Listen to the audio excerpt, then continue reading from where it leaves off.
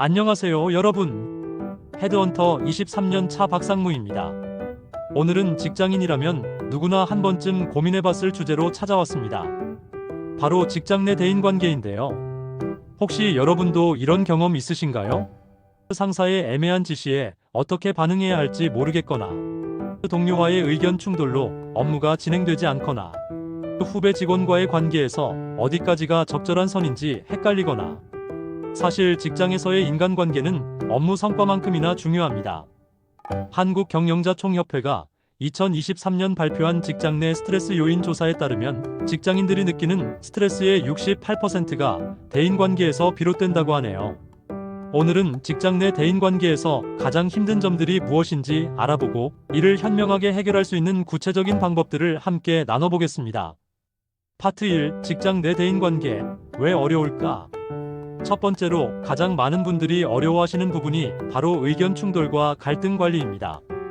서로 다른 배경과 가치관을 가진 사람들이 모인 곳이 직장이죠. 업무 방식에 대한 이견, 자원 배분 문제, 책임 소재 등으로 의견이 충돌하는 건 당연한 일입니다. 특히 우리나라 직장 문화의 특성상 직접적인 의견 표현을 꺼리는 경향이 있어서 문제가 더 복잡해지는 경우가 많아요.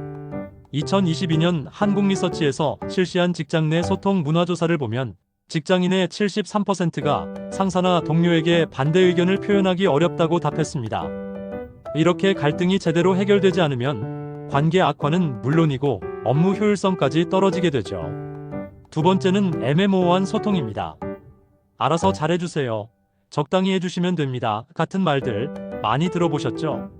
이런 애매한 표현들이 오해를 낳고 불필요한 마찰을 일으키는 경우가 정말 많습니다. 실제로 삼성경제연구소의 2023년 보고서에 따르면 직장 내 업무 차질의 42%가 불명확한 지시나 요청에서 비롯된다고 합니다. 특히 상사의 지시가 명확하지 않거나 동료 간의 업무 협조 요청이 모호할 경우 답답함을 느끼게 되고 이는 결국 불신으로 이어져 관계를 더욱 어렵게 만들죠. 세 번째는 감정적인 반응과 사적인 감정 개입입니다. 업무상 문제에 대해 감정적으로 반응하거나 개인적인 감정이 업무에 개입될 때 대인관계는 급격히 나빠집니다. 예를 들어 개인적인 호불호로 특정 직원을 편애하거나 비판적인 피드백을 감정적으로 전달하는 경우들 말이에요. 한국산업심리학회의 2023년 연구 결과를 보면 직장 내 갈등의 58%가 감정적 대응으로 인해 악화된다고 나와 있습니다. 네 번째는 상하관계 및 수평관계에서의 역할 혼란입니다.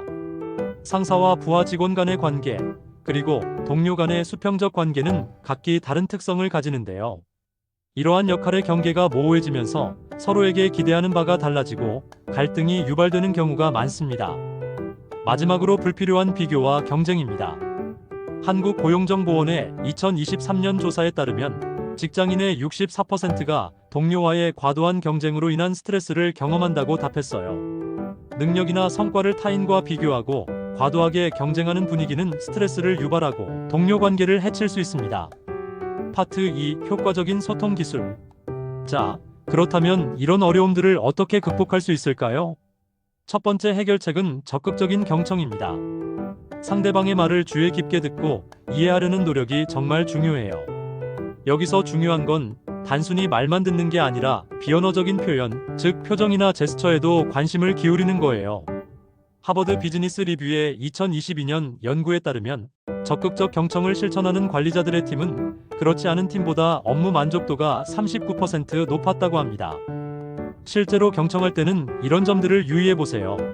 상대방이 말할 때 다른 일을 하지 않기, 중간에 끼어들지 않고 끝까지 듣기. 이해했습니다. 그런 상황이셨군요. 같은 반응 보여주기. 핵심 내용을 다시 한번 확인하기. 두 번째는 명확하고 간결한 의사표현입니다. 자신의 의견이나 요청사항을 육하원칙에 맞춰 구체적으로 전달하는 것이 중요해요. 예를 들어볼게요. 최대한 빨리 해주세요 라고 말하는 대신 내일 오전 10시까지 이 보고서 마무리 부탁드립니다 라고 명확하게 이야기하는 거죠. 맥킨지 컨설팅의 2023년 보고서를 보면 명확한 커뮤니케이션을 실천하는 조직은 업무 효율성이 25% 향상됐다고 나와 있어요. 명확한 의사표현을 위한 체크리스트를 만들어 봤습니다. 누가 책임자가 누구인지 명확히, 언제 구체적인 데드라인 제시, 어디서 필요한 경우 장소나 플랫폼 명시, 무엇을 구체적인 작업 내용, 어떻게 방법이나 절차 설명, 왜 목적이나 배경 설명. 세 번째는 솔직하지만 배려 있는 피드백입니다. 칭찬은 공개적으로, 비판은 비공개적으로 하되 항상 건설적인 방향으로 전달해야 해요. 여기서 아이메시지 기법을 활용하는 것을 추천드려요. 당신은 항상 실수를 해요라고 말하는 대신 저는 이 부분에서 좀 더 정확하게 처리되면 좋겠다고 생각합니다라고 말하는 식이죠. 스탠포드 대학교의 2022년 연구에 따르면 아이메시지를 사용한 피드백은 상대방의 방어적 반응을 47% 줄인다고 합니다. 구체적인 사례 들기. 효과적인 피드백의 원칙들을 정리해보면 행동에 초점 맞추기, 인격 공격 X, 개선 방안 함께 제시하기, 상대방의 의견도 듣기. 파트 3. 감정 조절과 갈등 해결. 첫째, 감정의 분리와 조절. 이제 감정 조절에 대해 이야기해 볼까요? 업무와 개인적인 감정을 명확히 분리하는 것이 정말 중요합니다. 특히 스트레스 상황에서도 감정적으로 반응하기보다는 이성적으로 상황을 판단하고 대처하는 연습이 필요해요. 여기서 활용할 수 있는 것이 6초 룰입니다. 화가 날 때 6초만 참으면 초기 감정의 화학적 반응이 가라앉는다는 심리학적 원리인데요. 실제로 감정 조절에 큰 도움이 됩니다. 미국 심리학회의 2023년 연구에 따르면 직장에서 감정 조절 훈련을 받은 직원들의 업무 스트레스가 32% 감소했다고 합니다. 감정 조절을 위한 실전 팁들. 심호흡하며 마음 진정시키기. 잠시 자리를 비우거나 화장실 다녀오기. 이 상황에서 최선의 결과는 무엇일까? 자문하기. 감정일기 쓰며 패턴 파악하기. 둘째, 역지사지의 자세.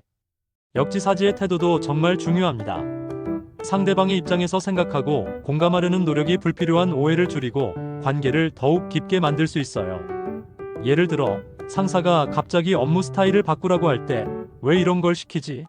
라고 생각하기보다는 상사 입장에서는 어떤 이유가 있을까? 를 먼저 생각해 보는 거죠. 하버드 의과대학의 2022년 연구에서는 공감 능력이 높은 직장인들이 그렇지 않은 사람들보다 직장 내 인간관계 만족도가 45% 높다고 발표했습니다. 셋째, 문제 중심 갈등 해결법. 갈등이 발생했을 때는 문제 중심 접근이 필요합니다. 감정적으로 비난하기보다는 문제의 본질을 파악하고 해결책을 찾는 데 집중해야 해요. 누구의 잘못인가? 보다는 이 문제를 어떻게 해결할 것인가? 에 초점을 맞추는 거죠. MIT 슬론 경영대학원의 2023년 연구에 따르면 문제 중심 접근법을 사용하는 팀은 갈등 해결 시간을 60% 단축시켰다고 합니다. 갈등 해결을 위한 단계별 접근법. 1. 감정 진정시키기. 2. 사실과 감정 분리하기. 3. 상대방 입장 이해하기. 4. 공통 목표 찾기. 5. 구체적 해결책 논의하기. 6. 합의사항 문서화하기. 파트 4. 관계별 맞춤 전략. 첫째, 상사와의 관계. 상사와의 관계에서는 몇 가지 원칙이 있어요. 1단계, 상사의 지시를 명확히 이해하고 궁금한 점은 주저하지 말고 질문하세요. 2단계, 업무 진행 상황을 적절하게 보고하고 문제가 발생했을 때는 즉시 알리는 것이 중요합니다. 딜로이트 컨설팅의 2023년 조사에 따르면 상사와 원활한 소통을 하는 직원들의 승진 확률이 그렇지 않은 직원들보다 2.3배 높다고 나와 있어요. 상사와의 관계 개선 팁. 정기적인 업무 보고 체계 만들기. 상사의 피드백을 긍정적으로 수용하기. 상사의 업무 스타일 파악하고 맞춰가기. 문제 발생 시 해결책과 함께 보고하기. 둘째, 동료와의 관계. 동료와의 관계에서는 상호 협력이 키워드입니다. 업무 협력 시에는 적극적으로 소통하고 서로의 업무를 존중해야 해요. 불필요한 경쟁보다는 상호 협력을 통해 시너지를 내는 데 집중하세요. 구글의 2022년 연구 프로젝트 아리스토텔레스에 따르면 성과가 높은 팀의 특징 중 하나가 바로 팀원 간의 상호 지원이었다고 합니다. 동료와의 좋은 관계 만들기. 서로의 전문성 인정하고 존중하기. 필요할 때 도움 요청하고 도움 주기. 성과는 함께 나누고 책임도 함께 지기. 개인적인 관심사도 어느 정도 공유하기. 셋째, 부하 직원과의 관계. 부하 직원과의 관계에서는 멘토 역할이 중요해요. 명확한 지시와 함께 충분한 권한을 위임하고 업무 진행에 필요한 지원을 아끼지 않아야 합니다. 또한 부하 직원의 성장을 돕는 멘토 역할을 수행하며 긍정적인 피드백과 함께 개선이 필요한 부분은 솔직하게 전달해야 해요. 갤럽의 2023년 직장 몰입도 조사에 따르면 좋은 상사를 둔 직원들의 업무 몰입도가 그렇지 않은 직원들보다 2.5배 높다고 합니다. 부하 직원과의 관계 개선법, 명확한 목표와 기대치 설정하기, 정기적인 1대1 미팅 진행하기, 성장 기회 제공하고 지원하기, 실수에 대해서는 학습 기회로 활용하기, 부하 직원의 의견을 경청하고 존중하기. 지금까지 직장 내 대인관계의 어려움과 해결 방안에 대해 알아봤는데요. 핵심을 정리해보면 1. 효과적인 소통은 경청하고 명확하게 표현하고 건설적으로 피드백하기. 2. 감정 조절은 업무와 감정 분리하고 상대방 입장에서 생각하기. 3. 갈등 해결은 문제 중심으로 접근하고 함께 해결책 찾기. 4. 관계별 전략은 상사, 동료, 부하 직원과의 관계에 맞는 접근법 사용하기. 이런 것들이 하루아침에 바뀌지는 않습니다. 꾸준한 연습과 노력이 필요해요. 한국직업능력개발원의 2023년 연구에 따르면 대인관계 기술을 체계적으로 학습하고 실천한 직장인들의 직무 만족도가 41% 향상됐다고 합니다. 오늘부터 실천할 수 있는 작은 변화들. 하루에 한 번은 동료의 말을 끝까지 들어보기.